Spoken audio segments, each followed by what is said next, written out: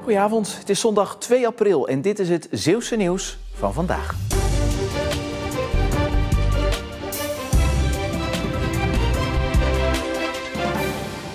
In februari vorig jaar lag het fietspad in Nieuwvliet er zo bij.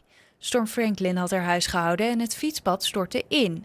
Aanleiding om op deze plek vlak bij het strand geen fietspad meer te maken. Bij de duinversterking de afgelopen jaren is gebleken dat het pad hier niet houdbaar is.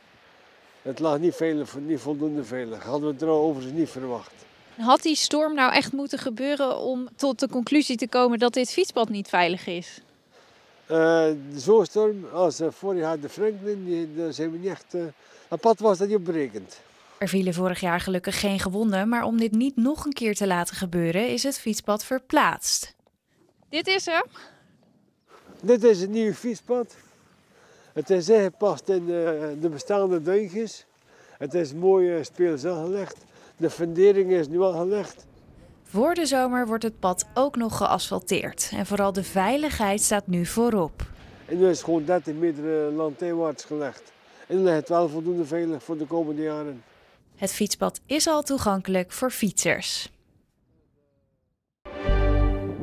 Ze zien er levensecht uit, maar ze zijn nep. 13 lokvogels broeden op het dak van het veldstation in het land van Zaaftingen.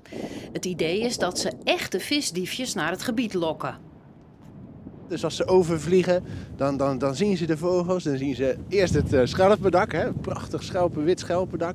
Daarna zien ze ook hun soortgenoten. Denken ze, interessant, dan gaan we even kijken. Terwijl de meeste lokvogels uit Amerika worden geïmporteerd en van plastic zijn, komen deze gewoon uit Middelburg en zijn ze van beton.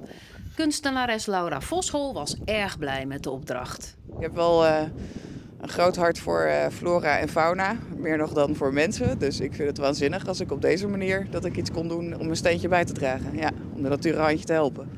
Er wordt nog gewerkt aan het veldstation, vandaar dat het dit jaar waarschijnlijk nog rustig blijft op het dak. De proef is geslaagd als er volgend jaar visdiefjes en wie weet zelfs grote sterns komen broeden. En misschien dat de proef dan wordt uitgebreid met een lokroep. Nou, volgend jaar, als hier permanente bezetting is door onderzoekers, dan zouden we ook een geluidsbandje af kunnen spelen en dan kunnen we ze ook met geluid lokken. Een leven lang heeft de 90-jarige Claude R. de Vries uit Kortgene spullen verzameld.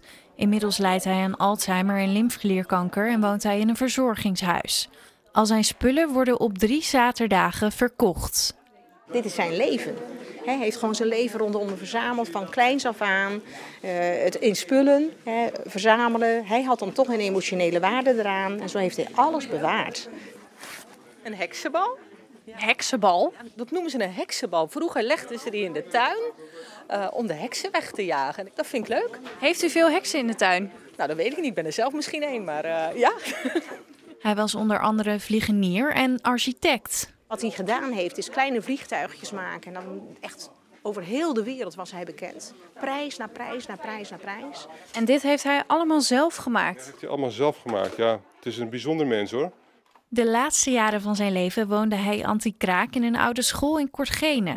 Zijn verzamelwoede had een oorzaak. Zijn moeder was van adel.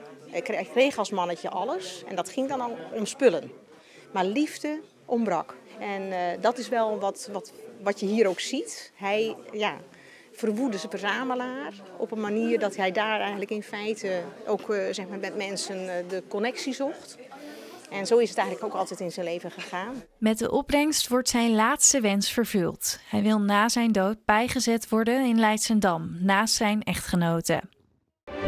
De rolschaatsvrouwen van Black Sheep Honey Rollers vormen al 10 jaar een Zeeuws team. Maar tot dit weekend was het nog nooit van een thuiswedstrijd gekomen. Mede omdat ze al lange tijd geen sporthal hadden. Nu wel, en dus barstte in Koudekerke de strijd los tegen Eindhoven. Voor ons is het feest, zeker weten. Ja, wij vinden het heel tof dat we nu gewoon een echte officiële wedstrijd hier zo thuis kunnen organiseren. De Amerikaanse sport bestaat uit jammers, een soort aanvallers, en blokkers, de verdedigers. Het is een spel waarbij er 4 blokkers op de baan zijn die proberen een jammer van de baan te krijgen. Of in ieder geval niet voorbij te laten komen. Iedere keer dat de jammer het wel lukt om iemand van de tegenpartij te passeren, is dat een punt waard.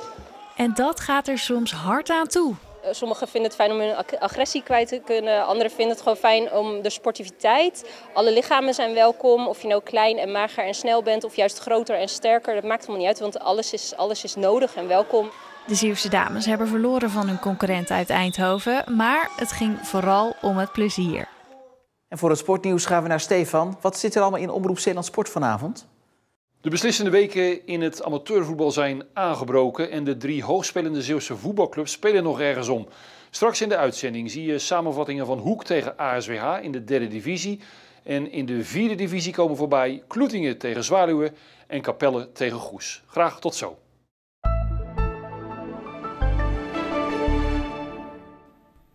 Vanmorgen begon de dag bewolkt. De nasleep van het lage drukgebied wat gisteren overtrok. Maar we zien sinds het middaguur vanuit het noorden de opklaringen binnenkomen. Zoals hier in de verte goed te zien is in 's Heerenhoek. We zitten straks dan ook in de droge, polaire en dus koude lucht.